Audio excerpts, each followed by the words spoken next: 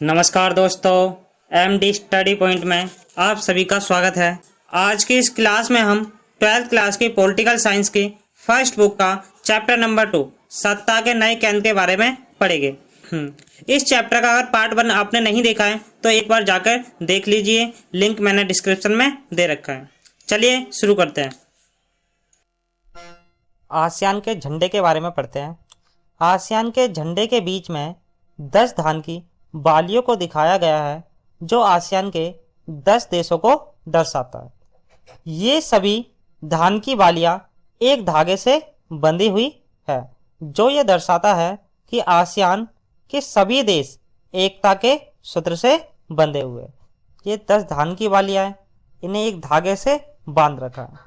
ये 10 धान की बालियां 10 देशों को दर्शा रही है और जो धागा है वो 10 देशों को एकता के सूत्र में बांधे हुए है, इस बात को दर्शा रहा है। व्रत आसियान के एकता और अखंडता का प्रतीक है। जो व्रत बन रहा है ये आसियान के एकता और अखंडता का प्रतीक है। नीला रंग शांति और स्थिरता का प्रतिनिधित्व करता है। तो नीला रंग बन रहा है ये शांति और स्थिरता का प्रतिनिधित्व कर रहा है। लाल रंग साहस और गतिशीलता को दर्शाता है। तो लाल रंग है व्रत के अंदर, ये साहस और गतिशीलता को दर्शा रहा है। सफेद रंग शुद्धता को दिखाता है। जो सफेद रंग की धारी बन रही है ये शुद्धता को दर्शा रही है। पीला रंग समृद्धि का प्रतीक है। ये पीला रंग है ये समृद्धि का प्रतीक है। आसियान विजन 2020, देखो आसियान विजन 2020 आसियान द्वारा 2020 के लिए निर्धारित किए गए लक्ष्यों की एक सूची है।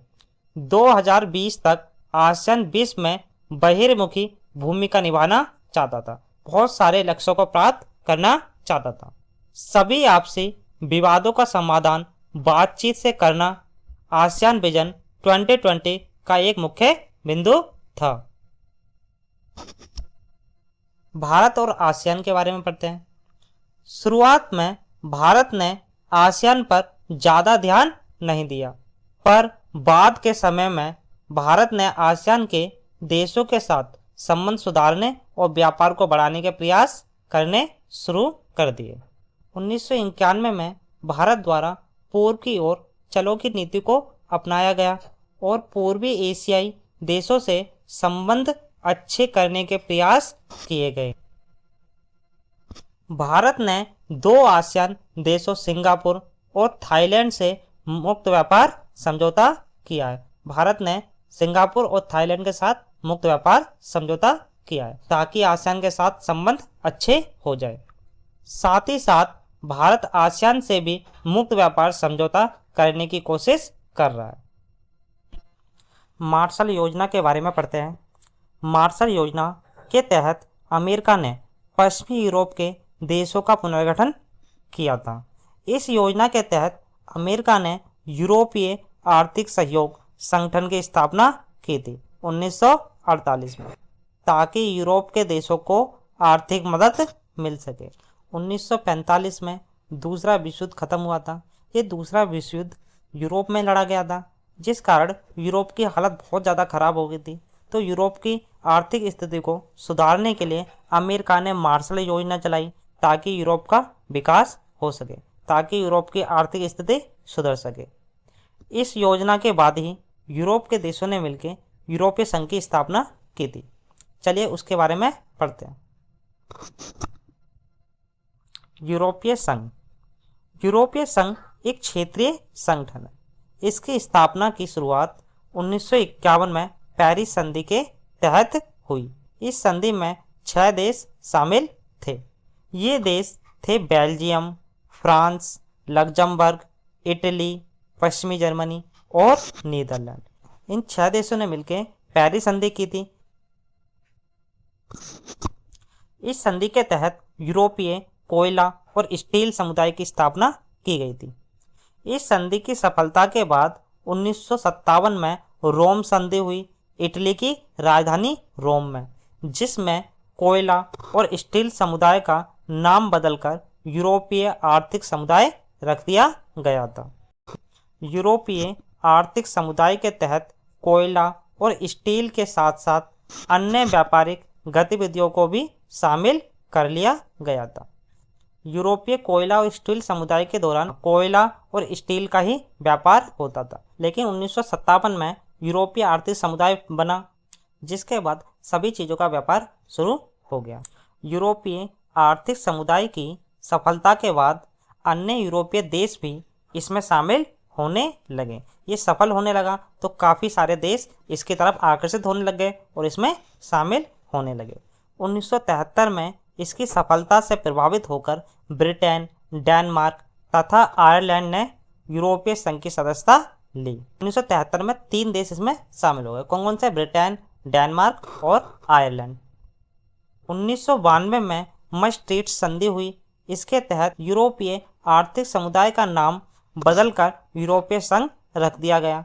इस समय तक इसमें 12 देश शामिल थे। जब maastricht संधि हुई उस समय तक यूरोपीय संघ में 12 देश शामिल थे और इस संधि के तहत ही यूरोपीय आर्थिक समुदाय का नाम बदल के यूरोपीय संघ रखा गया और यहीं से यूरोपीय संघ की स्थापना मानी जाती है। 1995 तक इसकी सदस्य संख्या बढ़कर 15 हो गई, मतलब 3 देश इसमें और शामिल हो गए। 1992 में कितने थे? 12। अब कितना हो गए? 15।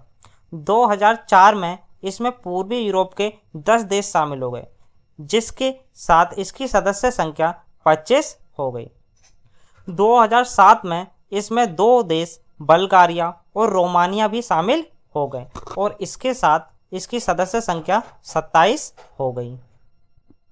देखो, क्रोएशिया इसमें 2013 में शामिल हुआ और इसके बाद इसकी सदस्य संख्या 28 हो गई, लेकिन 2016 में ब्रिटेन इससे अलग हो गया, इसलिए वर्तमान में इसकी सदस्य संख्या कितनी है? 27। यूरोपीय संघ का मुख्यालय बेल्जियम में है। यूरोपीय संघ की क्या चीज़ उसे एक ताकतवर संगठन बनाती है, इसके बारे में समझेंगे। देखो, इसका अपना झंडा है, अपना राष्ट्रीय गान है, अपना स्थापना दिवस है और अपनी मुद्रा। ये सभी चीज़ किसी देश के पास होती है। 2005 में इसका सकल घरेलू उत्पाद 12,000 अरब डॉलर था, जो अमेरिका से भी थोड़ा ज़्यादा था, जो बताता है कि ये आर्थिक रूप से भी एक बहुत बड़ा संगठन है। विश्व व्यापार में इसकी भागीदारी अमेरिका से 3 गुना अधिक है। इसका सदस्य देश फ्रांस के पास परमाणु हथियार है, जो इस संगठन को सैन्य रूप से एक शक्तिशाली संघ बनाता है।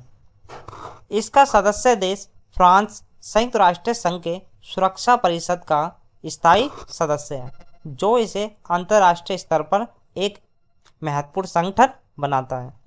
ये सभी चीज़ें मिलकर इसे ताकतवर संगठन बनाती है। यूरोपीय संघ की कमियां पढ़ते हैं। देखो, सदस्य देशों के बीच मतभेद है। यूरोपीय संघ में जो यूरोपीय संघ के 27 देश हैं, इनके बीच राजनीतिक और आर्थिक सामाजिक मतभेद बने रहते हैं। हर देश की प्राथमिकताएं अलग अलग होती है, जिससे इसकी नीतियों पर सहमति बनाना कठिन हो जाता है। कोई भी नीति आसानी से लागू नहीं हो पाती, जिस कारण भी ये काफ़ी ज़्यादा पीछे रह गया है। निर्णय लेने की प्रक्रिया धीमी है। सभी निर्णयों में सभी देशों की सहमति आवश्यक होती है, जिससे नीतियाँ बनने में समय लगता है और कई बार निर्णय टल भी जाते हैं। ये भी इसकी एक बहुत बड़ी कमी है। आर्थिक असमानताएं। पश्चिमी यूरोप के देश जर्मनी और फ्रांस आर्थिक रूप से मजबूत है, जबकि पूर्वी यूरोप के देश बुल्गारिया और रोमानिया बहुत ज़्यादा आर्थिक रूप से कमज़ोर है। ब्रेग्जिट जैसे उदाहरण समझेंगे। देखो, ब्रिटेन का यूरोपीय संघ से बाहर जाना 2016 में इस बात का प्रमाण है कि सभी सदस्य यूरोपीय संघ की नीतियों से संतुष्ट नहीं है। ये भी इसकी एक बहुत बड़ी कमी है, जिससे ब्रिटेन इससे बाहर निकल गया।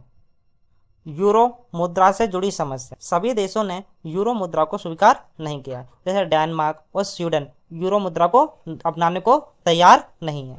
ये भी इसकी बहुत बड़ी कमी है। तो ये सभी यूरोपीय संघ की कमियां थी, जिन्हें हमने पढ़ा। आगे के टॉपिक अगली वीडियो में कंप्लीट करेंगे।